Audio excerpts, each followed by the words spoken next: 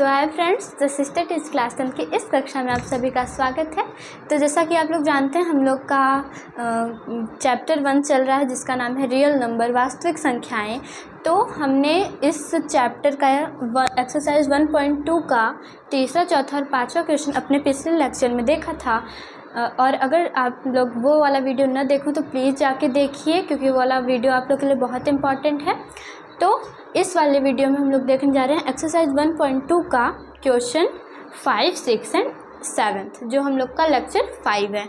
तो चलिए शुरू करते हैं। उससे पहले अगर आप लोग ने ये वाला चैनल सब्सक्राइब नहीं किया है तो ज़रूर सब्सक्राइब करें, क्योंकि अगर आप क्लास 10th में हैं और आपके सब्सक्रिप्शन ये चैनल नहीं तो गलत बात है। तो चलिए शुरू करते हैं, लेट्स गेट स्टार्टेड। तो हम लोग का एक्सरसाइज शुरू करने से पहले, हम लोग का क्वेश्चन शुरू करने से पहले हम लोग कुछ रूल्स देखेंगे, जिस फॉर्मूले से हम लोग वो आगे के क्वेश्चन कर पाएंगे। तो चलिए शुरू करते हैं। हम लोग पहले रूल्स देखेंगे। तो देखिए, आप अपने कॉपी में नोट डाउन करते जाइएगा।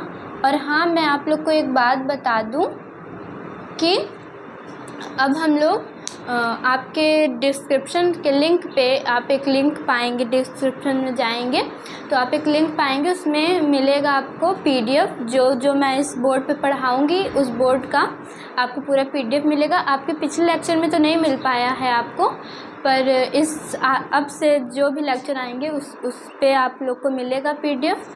तो अब आप लोग को लिंक मिल जाएगा डिस्क्रिप्शन में। ओके, तो देखिए, ये हम लोग का रूल नंबर 1। रूल नंबर 1 हम लोग को क्या कहता है? तो देखिए, हम लोग का रूल नंबर 1 है नो एंड विथ ज़ीरो। इसका मतलब क्या है कि नो एंड विथ ज़ीरो यानी शून्य पर समाप्त होने वाली कोई संख्या। तो देखिए, इस वाले रूल से हम लोग को क्या पता चलता है कि जैसे मान लीजिए अगर कोई नंबर है, कोई डिजिट है, मान के चलिए 2, तो अगर हम लोग इसके बाद 0 लगा देंगे, तो जब हम लोग इसका फैक्टर करेंगे, इसका फैक्टराइजेशन करेंगे, तो उसमें हम लोग को 2 और 5 ज़रूर मिलेगा। तो देखिए, हम लोग इसको काटेंगे, 10 आएगा, फिर काटेंगे तो ये आ जाएगा आप लोग का, यानी 2 और 5 ज़रूर से आना है। तो इस रूल में हम लोग को क्या कहते हैं? नो एंड विथ ज़ीरो, यानी शून्य, 0 पर समाप्त होने वाली संख्या। तो जैसे मान लीजिए आपका 10 है, तो इसके जब हम लोग इसका फैक्टर करेंगे तो 2 और 5 ज़रूर आएगा। जैसे 20 है, यानी इसके बाद में 0 है। आप लोग को आई होप समझ में आ रहा होगा। इसके नंबर के बाद 0 है, तो इसके फैक्टर में 2 और 5 ज़रूर आए। तो जिसके भी नंबर के बाद, जिस डिजिट नंबर के बाद 0 आएगा, उसके फैक्टराइजेशन में 2 और 5 आना अनिवार्य है। तो एक क्वेश्चन ऐसा है, आई थिंक 5 क्वेश्चन है, क्वेश्चन नंबर 5 है, उसमें हम लोग को पता चलेगा, उसमें शायद भाज्य संख्या निकालना है। तो उसमें हम लोग को ऐसे करना है, ये वाला रूल निकालना है। तो आई होप ये वाला रूल आपको समझ में आए। तो चलिए बढ़ते हैं दूसरे रूल पे। ओके, तो देखिए, हम लोग का रूल नंबर 1 हम लोग देख चुके हैं। अब हम लोग आते हैं अपने रूल नंबर 2 पे। तो ये जो रूल नंबर 2 है ये भी इम्पॉर्टेंट है, इससे भी आपका क्वेश्चन लगने वाले हैं। तो देखिए, रूल नंबर 2 क्या है हम लोग का? तो जैसा कि आप लोग को पता है कि मैं मैथ दोनों ही लैंग्वेज में पढ़ाने में कंफर्टेबल हूँ। तो आप लोग को इंग्लिश और हिंदी दोनों ही लैंग्वेज में आप लोग को यहाँ पीडीएफ भी मिल जाएगा, और मैं क्वेश्चन भी इंग्लिश और हिंदी में दोनों में करवाती जाऊँगी। तो ओके, तो चलिए बढ़ते हैं हम लोग के रूल नंबर 2, जो है composite number. Okay, composite number क्या है? भाज्य संख्या। अब देखिए, भाज्य संख्या हम लोग का क्या कहता है? भाज्य संख्या हम लोग का कहता है कि जैसे मान लीजिए कोई नंबर है, मान लीजिए 6 है, तो इसके फैक्टराइजेशन में कोई भी नंबर आने चाहिए, मतलब कोई 2 नंबर आने चाहिए। ओके, तो जैसे मान लीजिए हम लोग 8 का कर रहे हैं, तो 2 4 ज़ा 8, 2 2 ज़ा 4, 2 1 ज़ा 2। तो इसमें तीन नंबर आ रहे हैं इसके फैक्टराइजेशन में। ओके, तो जैसे दो या दो से अधिक नंबर जिसके फैक्टराइजेशन में आते हैं वो हम लोग का भाज्य संख्या होता है। तो जैसे हम लोग का 6 भी एक भाज्य संख्या है और 8 भी एक भाज्य संख्या है। तो देखिए जैसे 5 हम लोग का कोई भाज्य संख्या नहीं है, ये अभाज्य संख्या है, मतलब ये हम लोग का प्राइम फैक्टर है। ओके, तो जैसे मान लीजिए हम लोग का 9 हो गया, तो ये भी, इसके भी फैक्टराइजेशन में 2 नंबर आते हैं। 2 या 2 से अधिक नंबर फैक्टराइजेशन में जिसके आते हैं वो हम लोग का हो जाता है क्या, भाज्य संख्या यानी कंपोजिट नंबर। आई होप आप लोग को ये समझ में आया हो। तो चलिए अपन बढ़ते हैं अपने एक्सरसाइज के ओर। तो चलिए शुरू कर। तो देखिए ये है हम लोग का 5th क्वेश्चन। तो सबसे पहले मैं आप लोग को इंग्लिश में पढ़ के बता देती हूँ, फिर मैं आप लोग को बताऊँगी कि ये मीनिंग हिंदी में क्या कहना चाहता है। ओके, तो देखिए ये है हम लोग का question number 5। Check whether 6 and can end with the digit 0 for any natural number n। तो कह रहा है कि हम लोग को जांच करना है, चेक करना है, जांच कीजिए कि क्या किसी प्राकृतिक संख्या, मतलब प्राकृत संख्या नेचुरल नंबर n के लिए, ध्यान देते चलिएगा, जैसे जैसे क्वेश्चन पढ़ेंगे वैसे वैसे हम लोग को समझ में आएगा कि इसका सोल्यूशन कैसे होगा। प्राकृतिक संख्या n के लिए संख्या 6n जो है वो 0 पर समाप्त हो सकता है। तो मैंने आप लोग को एक रूल में बताया था कि हम लोग का कोई अंक 0 पर कब समाप्त हो सकता है, जब उसके फैक्टराइजेशन में 2 और 5 आए। तो चलिए देखते हैं ये वाला कैसे होगा। तो देखिए हम लोग यहाँ लिखेंगे सल्यूशन। आई होप आप लोग को अच्छे से दिख रहा होगा और समझ में आ रहा होगा। तो देखिए सल्यूशन कैसे होगा। सबसे पहले जो हम लोग का 6n है इसको हम लोग लिखेंगे, फिर इसका हम लोग फैक्टर करेंगे, इसका हम लोग फैक्टर करेंगे। तो 2 3 आया। ओके, तो इसको अगर हम लोग थोड़ा वैसे करेंगे तो ये आ जाएगा 2 × 3 पे पावर n ना। अब जब हम लोग इसको और खोलेंगे तो ये 2 × 2n × 3n पे आ जाएगा। तो जैसा कि आप लोग देख ही सकते हैं, मैंने आप लोग को बताया था कोई संख्या 0 पर कब समाप्त होगी, जब उसके फैक्टराइजेशन में, जब उसके फैक्टर में 2 और 5 आएगा। तो जैसा कि आप लोग देख सकते हैं इसके फैक्टर में 2 आया, 2 तो आया लेकिन इसके साथ 3 आ गया, इसके जगह पे 5 होना चाहिए था, तब ये हो सकता था कि हाँ ये अंक 0 पर समाप्त हो सकता है। तो मैं लिखूँगी it does not have factors। It does not have factors। Okay, इसके गुणनखंड यानी फैक्टर में, गुणनखंड में 5 नहीं है, फैक्टर्स नहीं है। ओके, इसके गुणनखंड में 5 नहीं है। तब हम लोग लिखेंगे हेंस, अतः it will not and with 0। Okay, हम लोग लिखेंगे कि हेंस यानी अतः it will not and with 0। हम लोग को क्वेश्चन में क्या पूछ रहा था कि दर्शाइए, जांच कीजिए कि ये जो 6n है ये प्राप्त संख्या n के लिए 0 पर समाप्त हो सकता है। तो हम लोग लिखेंगे hence it will not and with 0, अतः यह 0 यानी 0 पर समाप्त नहीं होगा। आई होप आप लोग को ये क्वेश्चन समझ में आया हो, और अगर वीडियो अच्छा लगे तो प्लीज़ लाइक करिएगा। तो चलिए बढ़ते हैं अगले क्वेश्चन। तो देखिए ये है हम लोग का 6th क्वेश्चन। जैसा कि आप लोग जानते हैं 5th क्वेश्चन हो गया है, ये है 6th क्वेश्चन। तो देखिए ये कह रहा है कि explain why 7 × 11 × 13 + 13 and 7 × 6 × 5 × 4 × 3 × 2 × 1 + 5 are composite number. तो देखिए इसमें हम लोग को क्या करना है, हम लोग को एक्सप्लेन करना है। हम लोग को ये 2 नंबर्स दिए हैं, ये 2 इक्वेशन करके दिया है, और हम लोग को इसमें बताना है कि ये क्यों कंपोजिट नंबर है, क्यों भाज्य संख्या है। तो देखिए व्याख्या कीजिए कि ये इतना पूरा, और ये देखिए ये एक ही है, एक ही है ये, इधर जगह नहीं बची थी तो मैंने इधर कर दिया। आई होप आप लोग को समझ में आ रहा हो। तो चलिए इसका सल्यूशन करते हैं। ओके, तो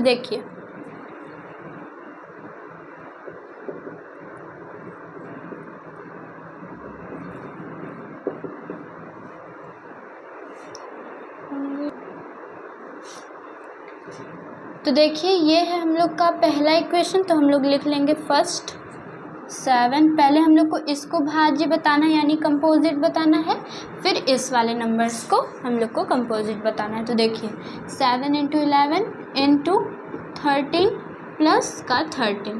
तो जैसा कि आप लोग देख सकते हैं इधर 2 में इंटू है यानी मल्टीप्लाई का साइन है और इधर प्लस का साइन है, तो ये दोनों अलग हो जाएगा। तो देखिए दोनों में हम लोग को 1 नंबर कॉमन दिख रहा है, 1 नंबर कॉमन दिख रहा है जो कि 13 है। तो हम लोग 13 को कॉमन ले लेंगे, फिर यहाँ बचेगा 7 इंटू यहाँ बचेगा 11। हम लोग 13 ले ही चुके हैं तो यहाँ बचेगा इंटू 1 प्लस इधर से भी 13 ले लिए थे तो यहाँ भी बचेगा 1। आई होप आप लोग को समझ में आया हो। तो 13, ये यहाँ ब्रैकेट के पहले कोई साइन नहीं है तो हम लोग मल्टीप्लाई का साइन लगाते हैं। तो देखिए 7 × 11 यानी 77, 77 इंटू 1 77 प्लस का 1।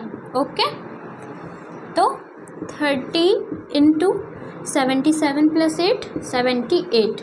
तो देखिए अब हम लोग का क्या हो गया कि ये जो 13 इंटू 78 है ये हम लोग का, जब हम लोग पूरा इसको सॉल्व किया तो ये हम लोग का 13 इंटू 78 ये 2 नंबर्स निकल गए। तो आप लोग को जैसा याद होगा मैंने रूल नंबर 2 में आई थिंक बताया था कि अगर हम लोग को कोई भाज्य संख्या निकालना हो, अगर हम लोग को भाज्य संख्या पता करना हो तो हम लोग उसके लास्ट में जब फैक्टर करेंगे तो 2 नंबर्स यानी 2 डिजिट्स बचने ही चाहिए। तो देखिए इसमें आप लोग का बच चुका है 13 इंटू 78। तो ये हम लोग लिख सकते हैं कि मैंने आप लोग को बताया था कि कम से कम नहीं तो 2 फैक्टर्स तो होने ही चाहिए, 2 नंबर्स होने ही चाहिए। तो हम लोग लिखेंगे hence it is a composite numbers. Okay, यानी कि अतः यह भाज्य संख्या है। Okay, all clear? I hope आप लोग को समझ में आ गया। कोई भी डाउट हो तो प्लीज़ कमेंट करिएगा, मैं आप लोग को डाउट का सल्यूशन करूँगी। तो देखिए ये हम लोग का फर्स्ट पार्ट हो चुका है, तो ये हम लोग का second part. If you don't mind तो मैं इसको इरेज कर देती हूँ, फिर हम लोग सेकंड पार्ट करेंगे। ओके, तो हम लोग का फर्स्ट पार्ट हो गया, अब हम लोग सेकंड पार्ट करेंगे। हम लोग का सेकंड पार्ट क्या है? 7 × 6 × 5 × 4 × 3 × 2 × 1 प्लस का 5। ओके, तो ये है हम लोग का पूरा इक्वेशन एक टाइप का। तो देखिए आप लोग को ये पूरा इंटू इंटू इंटू मल्टीप्लाई का साइन है और इधर प्लस का साइन, जैसे वो वाला हम लोग का था इक्वेशन सेम वैसा ही है। तो इसमें आप लोग को 2 डिजिट सेम लग रहे होंगे, एक इधर 5 है एक इधर 5 है, तो हम लोग भी इसमें कॉमन ले लेंगे 5। तो कॉमन 5 ले लिए पूरे इक्वेशन में, तो यहाँ बचा 7 × 6 × 5 ले चुके हैं तो यहाँ 1 बचेगा, इंटू 4 × 3 × 2 × 1 और 5 ले चुके हैं तो प्लस का 1। ओके, अब क्या बचेगा? 5 ब्रैकेट में 7 × 6 = 42, 42 × 1 = 42, 42 4 × 4 2 = 8, 4 4 = 16, 168, 168 3 = 8 3 = 24, 3 6 = 18, 18 2 20, 3 3 1 = 3, 5 0 4, 5 0 4 2 = 1008 आई थिंक, 1008 1 = 1008 प्लस का 1 ना। तो यहाँ हो जाएगा हम लोग का 1008 प्लस का 1। ओके, तो यहाँ हम लोग कर लेंगे, ये ब्रैकेट हटाएंगे तो मल्टीप्लाई का साइन आ जाएगा और 1 0 0 9। ओके, तो जैसा कि आप लोग देख सकते हैं पिछले वाले भी इक्वेशन मैंने बताया था कि लास्ट में 2 नंबर्स बच चुके हैं, तो ये भी हम लोग का भाज्य संख्या होगा। तो हम लोग लिखेंगे 8 hence it is a composite number। Okay, odd number, अतः यह एक भाज्य संख्या है। कोई भी डाउट होगा तो प्लीज़ कमेंट करिएगा, मैं आप लोग को बताऊंगी कि कैसे होना है। तो ये आई होप आप लोग को समझ में आया हो। तो मैं इसको इरेज करती हूँ, तो बढ़ती हूँ अगले क्वेश्चन पे, जो हम लोग का क्वेश्चन नंबर 7 है। तो वो लास्ट क्वेश्चन है, उसके बाद हम लोग का ये एक्सरसाइज पूरा ख़त्म हो जाएगा। ओके, तो देखिए ये है हम लोग का 7th question and last question. तो पहले मैं इंग्लिश में पढ़ के बता दूँ क्या कह रहा है ये क्वेश्चन। हाँ देखिए, कह रहा है there is a circular path, यानी एक सर्कुलर पाथ है। ओके, अराउंड स्पोर्ट्स फील्ड, यानी एक स्पोर्ट का फील्ड है यानी वहाँ एक सर्कुलर पाथ है। Okay, Sonia takes 18 minutes to drive 1 round of the field while Ravi takes 12 minute. मतलब सोनिया को 18 मिनट लगते हैं पूरा चक्कर लगाने में उस पाथ के, और रवि टेक्स 12 मिनट, यानी रवि को 12 मिनट लगते हैं। फॉर द सेम, मतलब उसका एक ही पथ का चक्कर लगाने में। Okay, suppose they both start at the same point, मतलब वो एक ही पॉइंट से स्टार्ट करते हैं चलना। ओके, वो दोनों एक जगह हैं, वो एक ही जगह से स्टार्ट करते चलना at the same point and at the same time, सही मतलब एक ही समय पर, and go in the same direction, मतलब एक ही दिशा में चलते हैं। After how many minutes will they meet again at the starting point. कह रहा है कि वो लोग जो चलना शुरू कर देंगे कितने मिनट बाद, यानी कितने टाइम बाद वो लोग एक जगह पे साथ में मिलेंगे। तो चलिए शुरू करते हैं।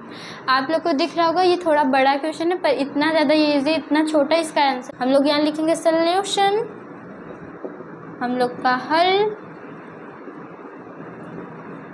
तो देखिए हिंदी में पढ़ देती हूँ। किसी खेल के मैदान के चारों ओर, अब देखिए मैं एकदम अच्छे से इसका क्वेश्चन समझा देती हूँ, और अगर आप इस चैनल से पढ़ रहे हैं तो आपके मैथ में 100 आउट ऑफ 100 मार्क्स पक्के, एकदम इजीली आपके 100 आउट ऑफ 100 मार्क्स। अभी तो मैं एक्सरसाइज ही करवा रही हूँ, पर आने वाले टाइम पे मैं आप लोग को most important question, very important question मैं प्रोवाइड करूँगी, PDF प्रोवाइड करूँगी, प्रीवियस ईयर क्वेश्चन प्रोवाइड करूँगी। तो देखिए कह रहा है किसी खेल के मैदान के चारों ओर, एक वो खेल का कोई मैदान है, वो सर्कुलर में है ना, वो सर्कल शेप का है। ओके, खेल का मैदान है कि चारों ओर, जो चारों ओर है के चारों ओर एक वृत्ताकार पथ है, मतलब एक रास्ता है, रोड टाइप है, थोड़ा सर्कुलर मोशन में। ओके, वृत्ताकार पथ है। इस मैदान का एक चक्कर लगाने में सोनिया को 18 मिनट लगते हैं। कह रहा है कि वो जो पथ है यानी पाथ है, वो जो मैदान है उसका चारों ओर चक्कर लगाने में जो सोनिया है उसको 18 मिनट्स लेती है, मतलब सोनिया टेक्स 18 मिनट्स। जबकि इसी मैदान का एक चक्कर लगाने में, जबकि उसी मैदान का एक चक्कर लगाने में जो रवि है उसको 12 मिनट लगते हैं। ठीक, ओके, तो सोनिया को 18 मिनट्स लगते थे और रवि को 12 मिनट। मान लीजिए वे दोनों एक ही स्थान, अब देखिए एक ही स्थान बोल दिया ना, आपको हिंट मिल गया, एक ही स्थान। मान लीजिए वे दोनों एक ही स्थान और एक ही समय, ये भी आपको हिंट मिल गया, एक ही समय, same place same time. Okay, same place same time पर चलना प्रारंभ करके एक ही दिशा में चलते हैं। अब ये आपका तीसरा आपको हिंट मिल गया। आपको ये 3 हिंट मिल चुके हैं कि इसमें हम लोग को क्या निकालना है, एलसीएम निकालना है। ओके, तो देखिए हम लोग को मिल गया एक ही स्थान, एक ही समय, एक ही दिशा में चलते हैं, मतलब वो एक ही स्थान से चलना शुरू करते हैं और एक ही समय पर, मतलब सेम टाइम पे। ओके, फिर वो एक ही दिशा में यानी एक ही डायरेक्शन में चलते हैं। तो कह रहा है कि कितने समय, हाउ मेनी टाइम्स, कितने समय बाद वे पुनः प्रारंभिक स्थान पर मिलेंगे। कह रहा है कि कितने समय बाद जो वो लोग हैं वो चलते चलते फिर, मतलब जो स्टार्टिंग पॉइंट था, प्रारंभिक स्थान था, वो कितने समय बाद मिलेंगे। तो चलिए शुरू करते हैं। इतना ज़्यादा इजी क्वेश्चन है आप लोग को। देखिएगा, देखिए हम लोग क्या लिखेंगे। देखिए सबसे पहले मैं बता दूं आप लोग को, एक कोई वृत्ताकार पथ है। ओके, वृत्ताकार पथ है जो सोनिया है ना, ये सोनिया है। ओके, आई होप आप लोग को दिख रहा और समझ में आ रहा हो। ये सोनिया है, ये पूरा चलने में ये 18 मिनट का टाइम लेती है। ओके, 18 मिनट का टाइम लेती है। और यहीं एक रवि नाम का कोई लड़का है,